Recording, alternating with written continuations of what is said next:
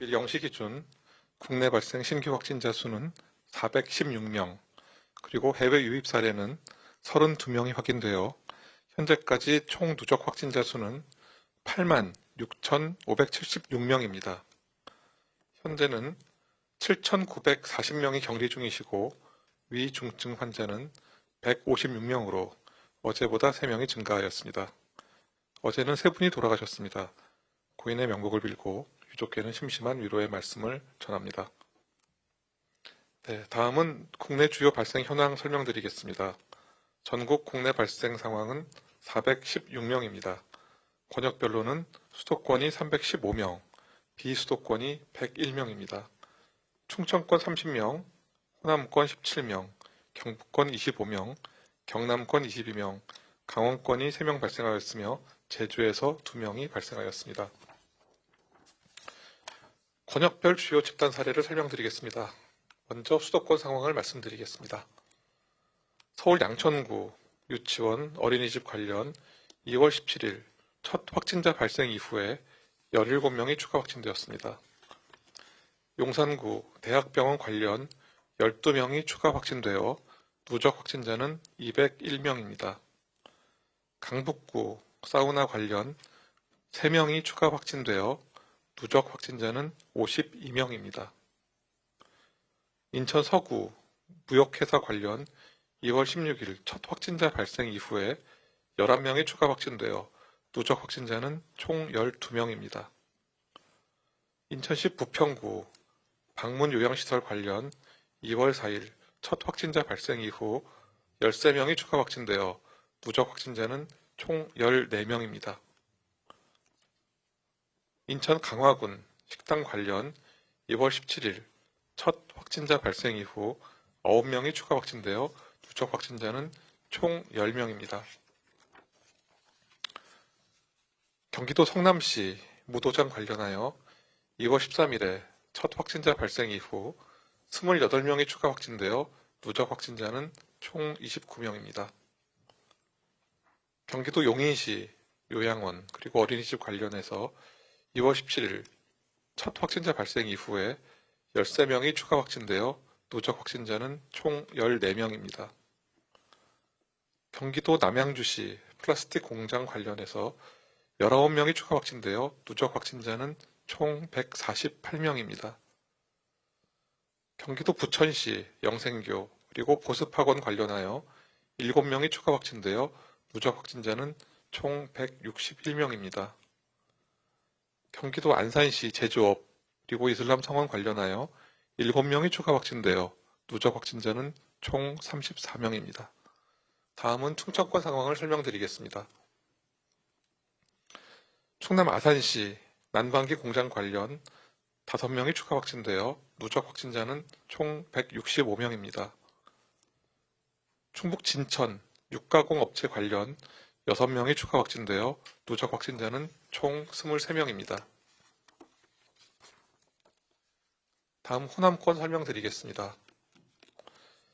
전남 무안군 가족모임 관련 2월 17일 첫 확진자 발생 이후에 7명이 추가 확진되어 누적 확진자는 총 8명입니다. 광주 광산구 가족모임 관련으로 3명이 추가 확진되었고 전북 남원시 가족 2번째 관련해서도 3명이 추가 확진되었습니다. 다음 경북권 상황 설명드리겠습니다. 경북 의성군 가족모임 관련 27명이 추가 확진되어 누적 확진자는 총 37명입니다.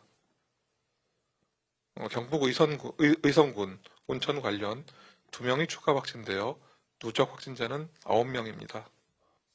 다음은 경남권 설명드리겠습니다.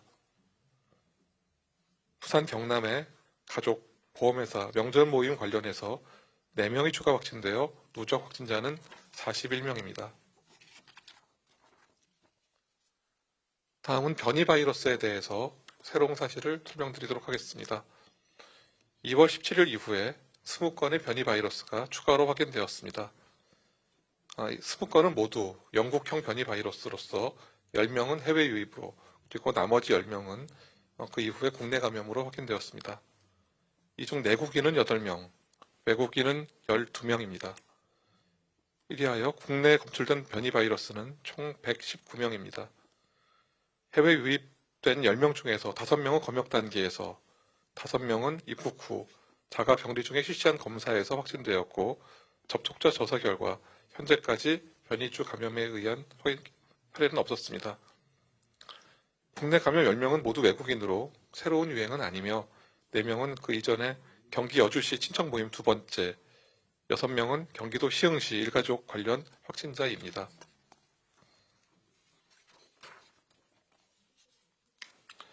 다음은 새로 도입된 개인 안심번호에 대해서 설명드리고자 합니다.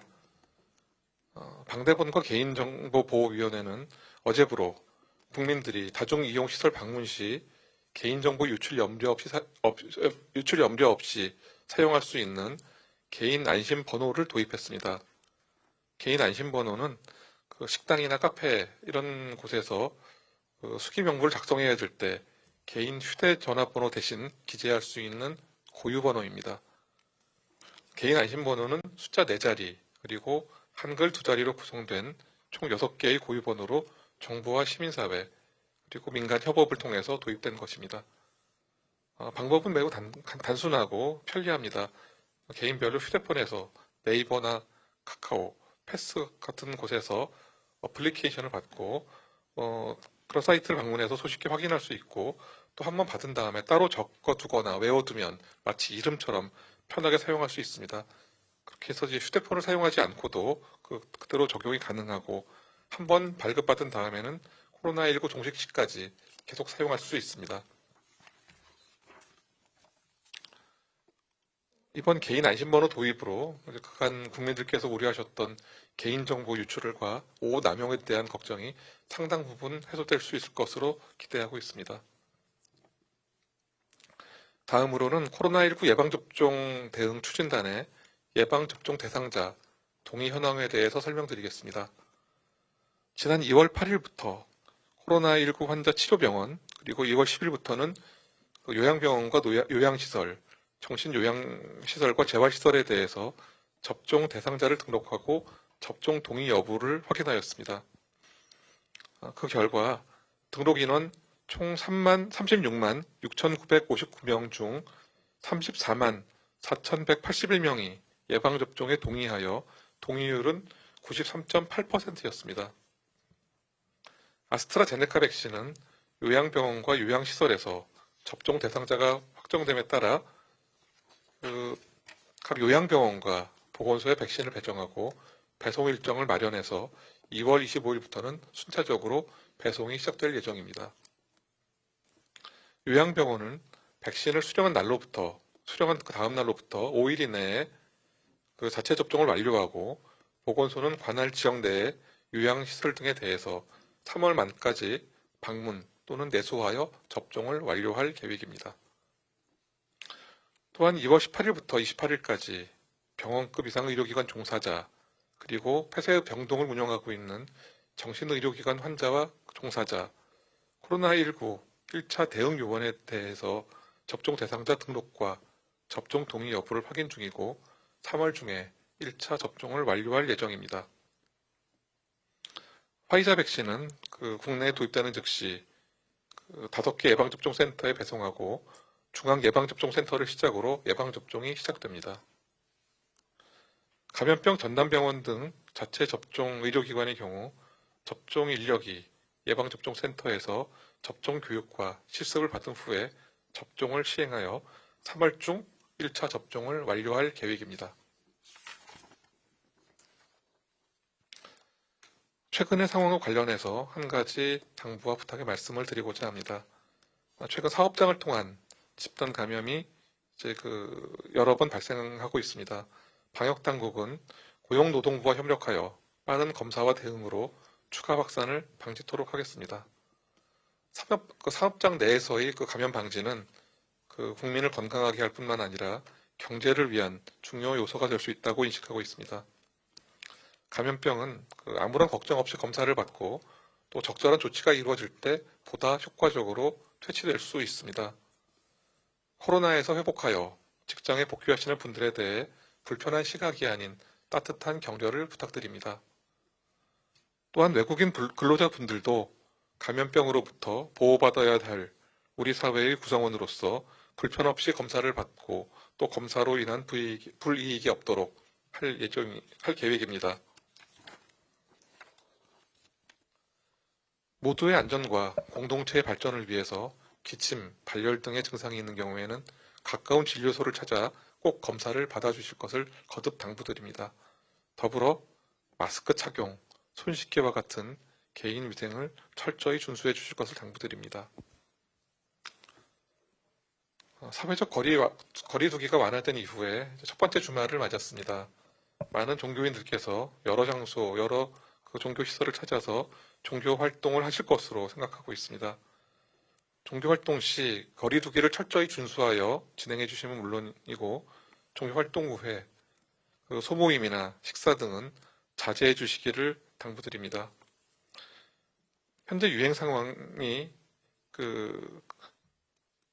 안심할 단계가 아니므로 결코 경각심을 놓지 마시고 사적인 모임은 가능한 취소해 주시고 안전한 집에서 머무르며 종교 활동이나 모임, 행사는 가능한 비대면으로 해주시길 것을 당부드립니다.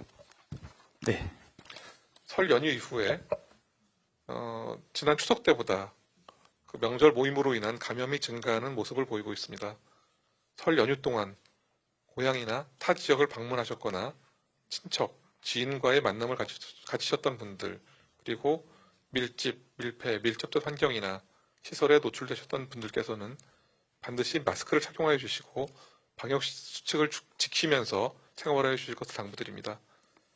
가급적 다음 주까지는 모임 등을 좀 자제하여 주시고 조금이라도 이상 증상이 느껴지실 경우에 반드시 가까운 진료소를 찾아서 검사를 받아주시기 바랍니다.